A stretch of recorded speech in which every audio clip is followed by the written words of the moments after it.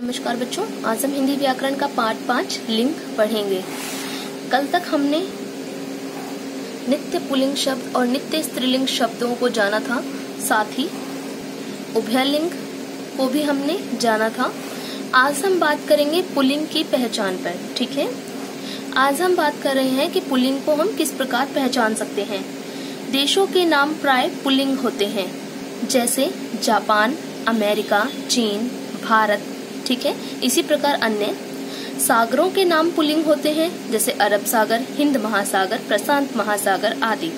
पर्वतों के नाम प्राय पुल्लिंग होते हैं, जैसे विंध्याचल, कैलाश, हिमालय। ग्रहों के नाम भी पुल्लिंग होते हैं, जैसे सूर्य, चंद्र, मंगल, शनि। अब इसमें जो पृथ्वी है ये अपवाद है, क्योंकि जो पृथ्वी है वो स्त्रीलिंग होता है। अनाजों के नाम जो होते हैं प्राय अक्सर पुल्लिंग होते हैं, जैसे गेहूं, चावल, बाजरा, तिल है, ठीक है। और अपवाद यानी कि जो स्त्रीलिंग है, ज्वार, मटर, मक्का, ठीक है। इसी प्रकार वृक्षों के नाम जैसे आम, पीपल, बरगद, इसमें क्या है इमली, जो कि स्त्रीलिंग है। फलों के नाम आम, संतरा, केला, और इसमें लीची और जामुन। इन दो शब्दों को लेकर के थोड़ा अपवाद है, यानी कि आपस में मतभेद है विद्वानों के बीच कि ये स्त्रीलिंग में रखा जाए या पुल्लिंग में, ठीक है। तो इसीलिए ये अपवाद में आता है। द्रव्य पदार्थों के नाम पुल्लिंग होते हैं, जैसे घी, तेल, दही, पानी, शरबत, ठीक है। इसमें अपवाद किसका है? छाछ, लस्सी, चाय और कॉफी, ठीक है।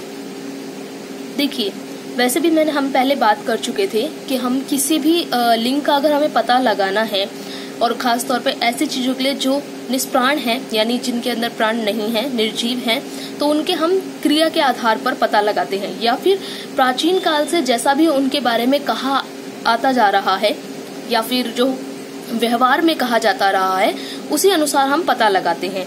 तो जैसे हम घी के लिए क्या कहते हैं, यदि मान लीजिए कोई घी को पी रहा है तो हम क्या कहेंगे? घी पिया जाता है, ठीक है। और कॉफी पी जाती है। देखो, पिया या आ का साउंड आ रहा है यहाँ पे, और कॉफी पी जाती है, ठीक है। कॉफी को पिया जाता नहीं, कॉफी पी जाती है, ई का उच्चारण हो रहा है। तो इस प्रकार भी हम अनुमान लगा सकते हैं, ठीक है। पर लेकिन साथ ही कई जगहों पे ऐसा दिक्कत आती है, ऐसी परेशानी आती है, क्योंकि वहाँ पे पुराने समय से व्यवहार में लिंग भेद बना रहता है। जैसे कि हम बिहार साइड में देख सकते हैं, हम बंगाल साइड में देख सकते हैं। इन जगहों पे इनके यहाँ पारंपरिक रूप से, व्यवहारिक रूप से लिंग का भेद बना ही रहता है। तो इसीलिए यहाँ के लोगों की भाषा में व्याकरण दोष सदैव बना रहता है। तो आपको इस बात का ध्यान रखना होगा। अगर आप उस क्षेत्र से हैं तो आपको अपने व्याकरण को ध्यान से पढ़ना होगा, सीखने की जरूरत है, ताकि आप सही से बात कर सकें और व्याकरण का आपको सही ज्ञान हो सके। अगर आपका इस प्रकार से लिंग भेद आपका बना रहेगा तो आप कभी भी लिंग को सही पहचान नहीं पाएंगे, ठीक है। तो इसलिए आपको ये सब कुछ याद रखना होगा कि ये किस प्रकार बोले जाते हैं, किस प्रकार लिंग भेद किया जाता है। जो व्यक्ति यहाँ के हैं या अन्य क्षेत्रों के हैं उनके लिए आसान है, क्योंकि यहाँ सदैव लिंग का सही उच्चारण किया गया है। किंतु जिन क्षेत्रों में लिंग भेद हमेशा बना रहा है उनके लिए ज्यादा जरूरी है कि वो अच्छे से ध्यान दें। चलिए आगे बात करते हैं। धातुओं के नाम जैसे सोना, लोहा, तांबा। अपवाद में यानी कि जिनके ऊपर मतभेद है, पीतल, चांदी और मणि। दिनों के नाम सोम, मंगल, बुध, ठीक है। महीनों के नाम मार्च, अप्रैल, जून, चैत्र। अब इसमें क्या है? जनवरी, फरवरी, ठीक है, मई, जुलाई। अब यहाँ पे आप देख सकते हैं जनवरी आई, ये नहीं कहते जनवरी आया। मार्च आया, ये नहीं कहते मार्च आई, ठीक है। तो यहाँ से व्यवहार में ही हमारे ये भेद बना हुआ है, इसलिए ये सब क्या है? स्त्रीलिंग में आएंगे। समय विभाग के नाम जो होते हैं, जैसे सप्ताह, युग, घंटा, सुबह, मास, ठीक है। इसमें रात, दोपहर और संध्या, ये स्त्रीलिंग में आ जाते हैं। शरीर के कुछ अंगों के नाम, जैसे हाथ, पैर, सिर, माथा, अंगूठा, ठीक है। आगे आप देख लेना। वर्णमाला के कुछ अक्षर होते हैं, जैसे ए, आ, उ, ठीक है। इसी प्रकार, और अपवाद में कौन से आते हैं? ई, ए, ओ, औ, री, ठीक है। तो ये अपवाद में है क्योंकि ये स्त्रीलिंग में प्रयोग होते हैं। जैसा कि हम पहले भी बात कर चुके हैं, पुल्लिंग में सदैव आ और स्त्रीलिंग में सदैव ई का उच्चारण हमें देखने को मिलता है, ठीक है। तो आप इस बात से भी अंदाजा लगा सकते हैं। त्र से अंत होने वाले तत्सम शब्द पुल्लिंग होते हैं, जैसे पत्र, नेत्र, चरित्र, अस्त्र, शस्त्र, शास्त्र। ठीक है। ख तथा ज से समाप्त होने वाले शब्द पुल्लिंग होते हैं, जैसे सुख, दुख, लेख, जलज, पंकज। एरा प्रत्यय लगे शब्द पुल्लिंग होते हैं, जैसे चचेरा, फेरा, मौसेरा। जिन शब्दों के अंत में आ, आपा, खाना, तत्व, पन, आव, ना, आर इत्यादि प्रत्यय हों वे पुल्लिंग होते हैं। जैसे अभी हम आ का उच्चारण देखें तो मोटा, छोटा, लोटा। आपा मोटापा, बुढ़ापा। ठीक है। खाना पागल खाना, दवा खाना। तव पशुत्व, गुरुत्व। ठीक है। पन बचपन, लड़कपन, छुटपन। आव छिपाव, दुराव। ठीक है। इसी प्रकार अन्य विशिष्ट स्थानों के नाम पुल्लिंग होते हैं, जैसे वाचनालय, परीक्षा, शिवालय, भोजनालय, चिकित्सालय। ये विशिष्ट स्थान होते हैं। ठीक है। अकारांत और आकारांत शब्द पुल्लिंग होते हैं, जैसे धन, वन, भोजन, घर, छिलका, कपड़ा। अकारांत यानी कि जिन अक्षरों का अंतिम उच्चारण अ की ध्वनि से हो, और अकारांत जिनका अंतिम उच्चारण आ की ध्वनि से हो। आगे देखते हैं। व्यवसाय सूचक शब्द पुल्लिंग होते हैं, जैसे समाज, सम्मेलन, झुंड, दल, कुल। ये क्या है? व्यवसाय सूचक हैं। ठीक है। व्यवसाय आप जानते ही हैं, व्यवसाय जिसे इंग्लिश में बिजनेस कहते हैं। सूचक यानी उसकी सूचना देने वाले शब्द। ठीक है। जिन शब्दों में अर्थी व दाता प्रत्यय लगा हो वे पुल्लिंग होते हैं। ठीक है। जैसे स्वार्थी, परमार्थी, पुरुषार्थी, विद्यार्थी, मतदाता। देखा दाता आ गया ना यहाँ पे, श्रमदाता, रक्तदाता। ठीक है। तो ये सभी क्या है? ये पुल्लिंग होते हैं। ये सब आपको याद करने की आवश्यकता है कि किन किन जगहों पे पुल्लिंग आते हैं या कौन कौन से वाले शब्द पुल्लिंग की श्रेणी में आते हैं। ठीक है। आगे हम बात कर लेते हैं स्त्रीलिंग शब्दों की पहचान कैसे कर सकते हैं हम। तो इसमें हम देखते हैं नदियों के नाम। जितनी भी नदियां हैं उन सब के नाम सदैव स्त्रीलिंग ही होंगे, जैसे गंगा, यमुना, कृष्णा, गोद, कावेरी। ठीक है।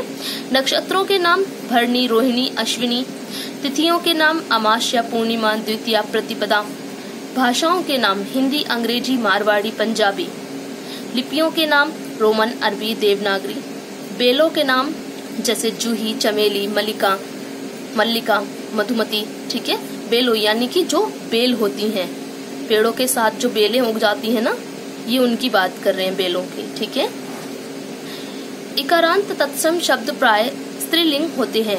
इकारांत यानी जहाँ पे छोटी ई के उच्चारण के साथ अंत हो, जैसे उन्नति, मति, तिथि, अवनति, गति, अग्नि, हानि, रीति। ठीक है। घी, दही, मोती तथा पानी को छोड़कर अन्य इकारांत अप्राणीवाचक संज्ञाएं स्त्रीलिंग होती हैं। ठीक है। कौन कौन से को छोड़ के? घी, दही, मोती तथा पानी को छोड़कर जितने भी छोटी या बड़ी ई के उच्चारण स्वर के साथ अंत होता है जिन शब्दों का, वो सभी अप्राणीवाचक यानी जो निर्जीव हैं, ऐसी संज्ञाएं स्त्रीलिंग होती हैं। ठीक है। इस बात को जरा गौर से समझे। जैसा कि यहाँ पे इन्होंने पहले ही बताया, द्रव्य पदार्थों के नाम जो इन्होंने बताए थे, घी, तेल, दही, पानी। ठीक है। तो ये कौन से थे? ये पुल्लिंग में थे।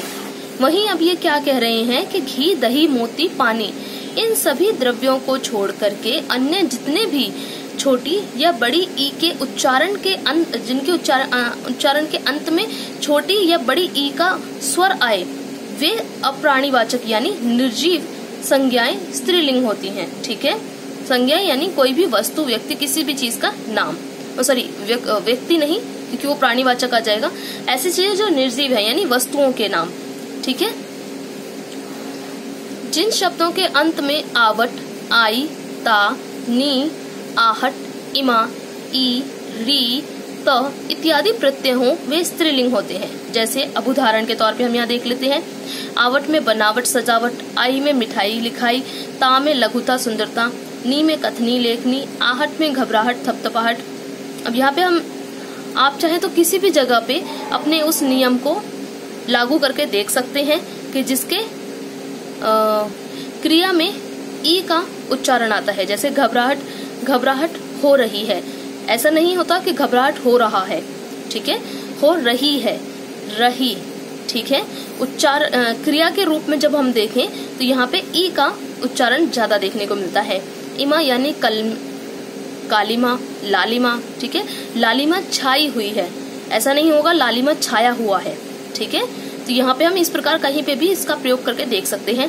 ई में देखें गरीबी अमीरी, री में देखें बकरी कबूतरी, तौ में देखें चाहत ताकत, ठीक है। ताकत आजमाई जाती है, ऐसा नहीं है कि ताकत आजमाया जाता है, ठीक है। तो आप कहीं पे भी ये नियम लागू करके देख सकते हैं।